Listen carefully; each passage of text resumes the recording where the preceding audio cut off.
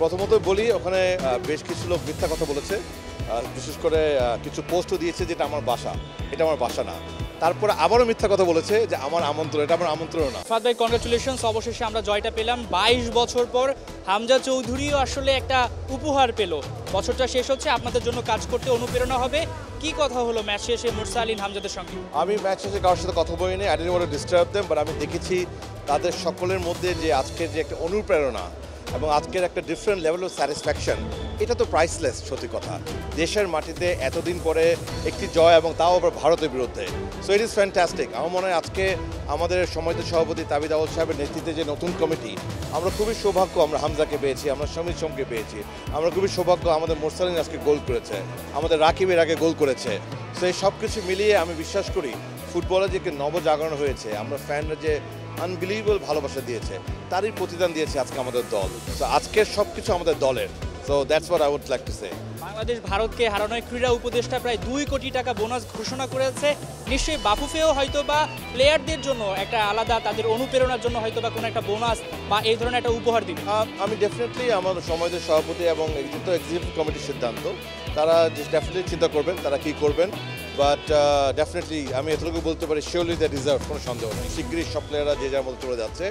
আর সবচেয়ে বড় কথা, আমাদের তো এখনও আরেকটি ম্যাচ বাকি আছে সিঙ্গাপুরের সাথে। So let us see how we all ends well. But আমি আবারও বলতে চাই, আজকে একটি ঐতিহাসিক দিন, আজকে জয়ের দিন, আজকে আনন্দের দিন, এবং সেই আনন্দ পুরো প্রাপ্যটা আমাদের দলের। So we want to celebrate with them, we want to congratulate them. এবং তাদের মাধ্যমে আমি আমাদের সকল ফ্যানদেরকে জানাতে চাই যে তারা যে নিরলসভাবে সাপোর্ট দিয়েছে আমাদের টিমকে, সেটারই আজকে প্রতিদান তারা দিয়েছেন। সো আজকের দিনটা তাদের প্রতি ডেডিকেট করি আমরা। ম্যাচের আগে মোরসালিনের সঙ্গে কোনো কথা হয়েছে কিনা? এর আগে ম্যাচটা তিনি আসলে মিস করেছেন ইনজুরির কারণে, ইনজুরি কাটিয়ে এসে গোল করে, এবং যেভাবে তিনি সেলিব্রেশন করেছেন ওই সময়টা আপনারা কিভাবে উপভোগ করেন? আমি একটু আগে বলেছি, কালকে রাত্রে যখন আমরা টিম হিসেবে দেখা করতে গিয়েছিলাম, আমি কিন্তু তখন মোরসালিন ভাইকে বলেছি যে ইনশাল্লাহ গোল হবে। তো উনি নিজের থেকে কিন্তু বলেছে ভাই গোল হবে ইনশাল্লাহ। আজকে যখন গোল করেছে, আই ফেল সো গুড। কালকে আলাপ হলো, আলহামদুলিল্লাহ। আমি মনে করি আল্লাহর বিশেষ রহমত, এবং আমাদের দল ভালো খেলেছে, জয়ী হয়েছে।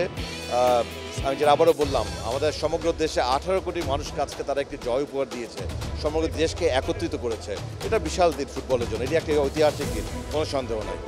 আপনি বাফুফের সহ সভাপতি হিসেবে দায়িত্ব পালন করছেন। সাম্প্রতিক সময় একটা ছবি নিয়ে খুব আলোচনা হচ্ছে, আপনার সঙ্গে প্রবাসী ফুটবলারদের দেখা যাচ্ছে, তাদের নিয়ে হয়তো বা আপনি একটা আলাদা সময় কাটিয়েছেন। সেখানে আসলে বলা হচ্ছে, অনেকে আলোচনা করছেন, সমালোচনা করছেন, প্রশ্ন তুলছেন যে দেশি বা লোকাল প্লেয়ারদের কেন বাফুফের সহ সভাপতি তিনি ডাকলেন না, বিভাজন কি তৈরি করলেন কিনা, কি বলবেন এটা? আচ্ছা, প্রথমত বলি ওখানে বেশ কিছু লোক মিথ্যা কথা বলেছে, বিশেষ করে কিছু পোস্টও দিয়েছে যেটা আমার বাসা, এটা আমার বাসা না। তারপরে আবারও মিথ্যা কথা বলেছে যে আমার আমন্ত্রণ, এটা আমার আমন্ত্রণ না। এটা প্লেয়াররা নিজেরা অ্যারেঞ্জ করেছে। আমি সেদিন মতো বিদেশ থেকে এসেছি রাত 8টার সময়। আমি যখন জানতে পারি, যেহেতু ওরা গুলশানে ছিল, আমি যখন বলে আচ্ছা ঠিক আছে, আমি গিয়ে সবাইকে হ্যালো বলতে গিয়েছি। সো দ্যাট ওয়াজ ইট। এটা আমাদের আয়োজনে ছিল না, এটা প্লেয়াররা যাতে অফ ডে ছিল তারা নিজেরা আয়োজন করেছে। সো যে কথাটা এসছে সম্পূর্ণ মিথ্যা। আমি আবারও বলতে চাই, that was not my home. এবং একই সাথে আমার কোনো আমন্ত্রণ আমি জানতামও না সেটা হচ্ছে। আমি জানতে পেরেছি রাত 8টা, সাড়ে 8টায় যে ওনারা এখানে গুলশানে একসাথে বসবে। তখন আমি বলে আচ্ছা ঠিক আছে, যেহেতু গুলশানে আসছে, এবং ওখানে কারা কারা আসবে সেটাও আমি জানতাম না। আমি খালি জানতাম যে কিছু প্লেয়াররা এখানে আসছে, জামাল ভাই বলেছে, and I went just to see them. That's very unfortunate. এই ধরনের পার্সোনাল ফটো ক্যাপশনকে নিয়ে আপনাদের পেশারও কিছু লোকজন মিথ্যাচার করে, এটা অত্যন্ত দুঃখজনক। আমরা বিভাজনে বিশ্বাসী না। আজকে মাঠে দেখিয়েছে আমাদের কোনো বিভাজন আছে কি নাই। আমার মনে হয় প্লেয়াররা যারা ওই ছবির ক্রিটিসাইজ করেছে, তাদেরকে সে উত্তর দিয়ে দিয়েছে আজকে জয়ের পরে।